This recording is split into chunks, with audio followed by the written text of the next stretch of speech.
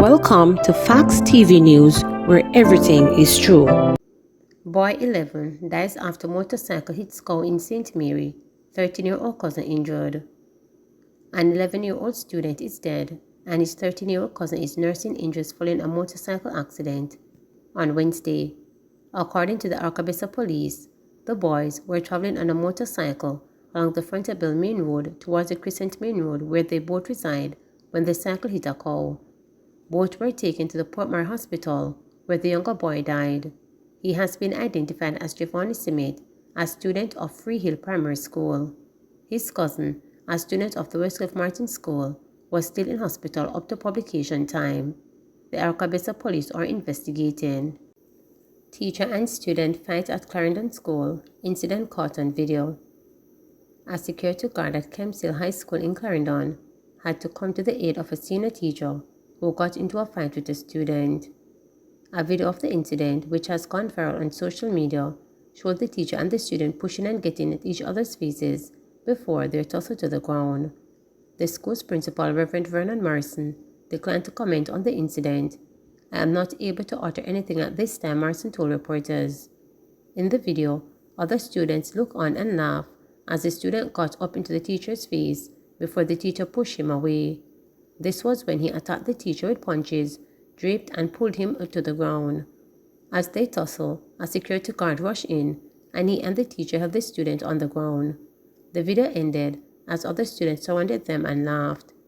It is the latest in a string of violent incidents at the nation's schools. In February, two Denham Town High School boys were caught in a video inflicting a vicious beating on their schoolmate and are now before the family court answering to assault charges. Person dies from ackee poisoning in Manchester. One of 5 people who turned up at health facilities in Manchester over the last 2 weeks suffering from ackee poisoning has died. Their identity has not yet been released. Senior medical officer at the Mandeville Regional Hospital, Dr. Everton McIntosh, said 3 of the reported cases were handled by the hospital after the patients presented at the same time. He was unable to say if the 3 were connected to each other. Dr. McIntosh told reporters that it was not unusual for the hospital to be dealing with multiple cases of ackee poisoning. Following the reports of the poisoning, the Manchester Health Department issued a release urging the public to be cautious in the preparation and consumption of ackee. Medical Officer of Health for Manchester, Dr. Nadine Williams, reminded the public that only fit and well-opened ackees are to be used by householders, as ackee should be allowed to open naturally and fully on the tree before it is picked and eaten or sold. Dr. Williams said ackee that is not properly prepared can lead to a high level of toxin usually found in higher quantities in the unripe fruit and the seed and pink or red membrane inside fit fruit. Dr. Williams warned that the seed and pink or red membrane should be removed, the ackee washed and then boiled by itself, after which the water must be discarded. Symptoms of ackee poisoning include vomiting, stomach cramp, abdominal pain, dizziness, diarrhea, and sweating. Dr. Williams said if these symptoms are experienced after an ackee meal, it is important to seek medical attention immediately and have a sweet drink on the way to the hospital, as blood sugar level can fall to a critical low level leading to death. NCDA launches study on psychoactive substance use. The Health Ministry, through the National Council on Drug Abuse (NCDA), on Wednesday launched a national drug prevalence study which will investigate psychoactive substance use across Jamaica. The National Household Survey will generate data with a focus on alcohol misuse among the population. Its findings will inform a national alcohol policy, as well as the development of evidence-based prevention, treatment, and harm reduction program. Speaking at the ceremony, Health Minister Dr. Christopher Tufton noted that while the household survey will take into consideration all psychoactive substances in use by the populace, emphasis will be placed on alcohol misuse. The survey is expected to be done in about 9 months. The launch of the drug prevalence study follows a rapid situation assessment on substance use in secondary schools conducted last May.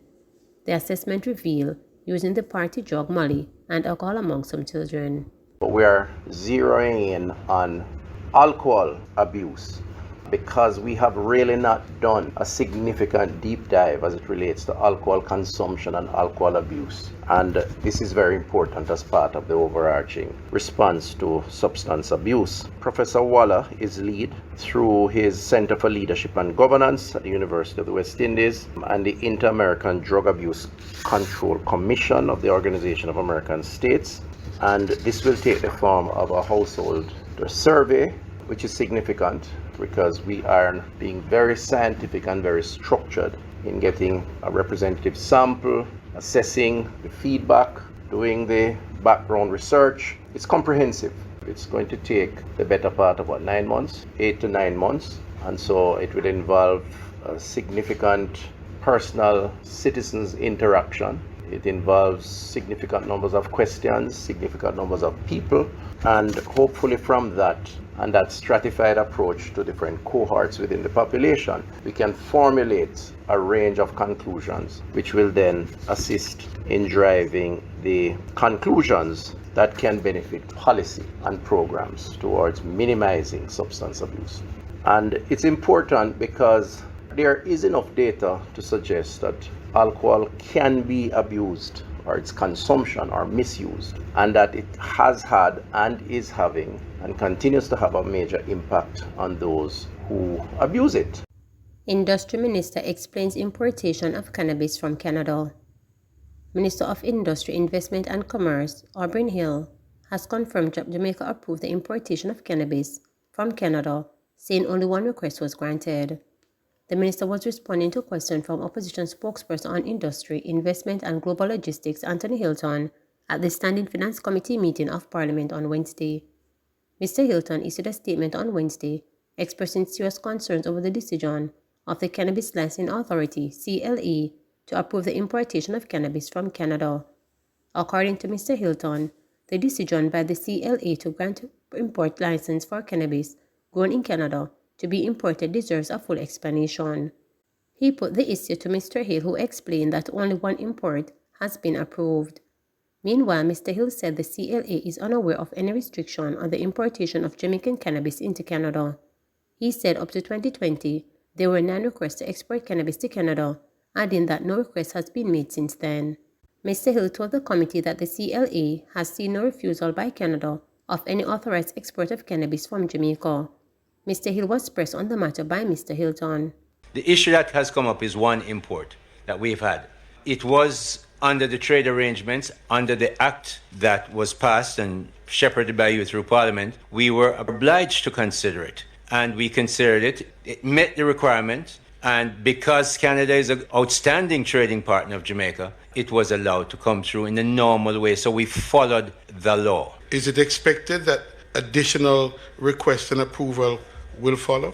I can't say what will come. I can tell you we will follow the law when they come. If in fact an application is made in the same way that this application has been made, you'd expect that in a normal course it would be granted, treated in pretty much the same. As a former minister sitting in the seat where I sat, you would expect me to respect requests from our trading partners to be treated equitably and fair and according to the law, and I will do that. As a matter of fact, Canada is the first country that local entities requested and received export authorizations for, and those have been followed by other export authorizations over the years. As such, if or where there has been refusal by Canada to issue import permits for product from Jamaica, the authority is not aware of these proposed consignments or reasons for refusal. Of note, an export authorization is only issued to an entity after it has furnished an import authorization from the receiving country, and that authorization is verified by the authority as legitimate. Consequently, the CLA is unable to use this assertion to prejudice the authorization process per the single convention. I am aware that there have been efforts by individuals, by enterprises, to access the market in Canada. I have had personal knowledge of that. You're saying that they have simply tripped over themselves and that they've met on no barrier, no entry, there's no reason for them not to have exported into Canada? And if there are reasons, what are those reasons? We have no such record of any authorized export being refused by Canada. Are you aware of the requirements imposed by Canada, if there are any, for the export of marijuana, Jamaican ganja, into Canada? Under the 1961 Single Convention undertaking, you can only export one item under that single convention arrangement because you're dealing with a Schedule A drug. It is banned. So for you to export into Canada from Jamaica, properly you have to go through the CLA. We have not authorized any export to Canada that has been refused. Please remember to subscribe, like, share, and click the notification bell